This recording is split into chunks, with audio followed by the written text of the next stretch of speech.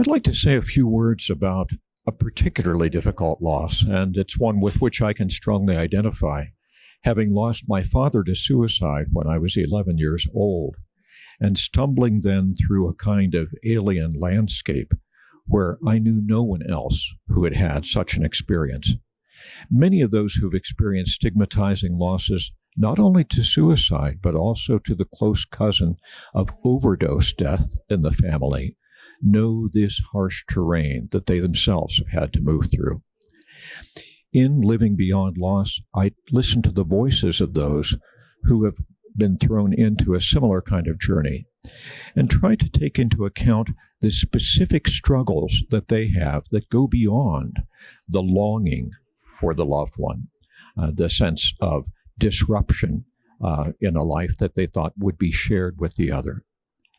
Because when we experience a suicide loss, we experience the kinds of reactions that attend many forms of traumatic death, where we're confronted by our vulnerability to unpredictable loss, uncontrollable circumstances,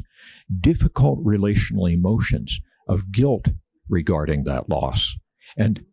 oftentimes paired with a sense of anger at the person who was both the perpetrator and the victim of this most tragic form of dying. So it is a composite of complex emotion that we face when we enter the terrain of suicide loss.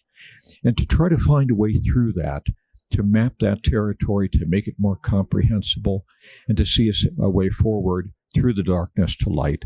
is part of the goal that we undertake in responding to the earnest questions asked by those who have lost others to this form of self-destructive death.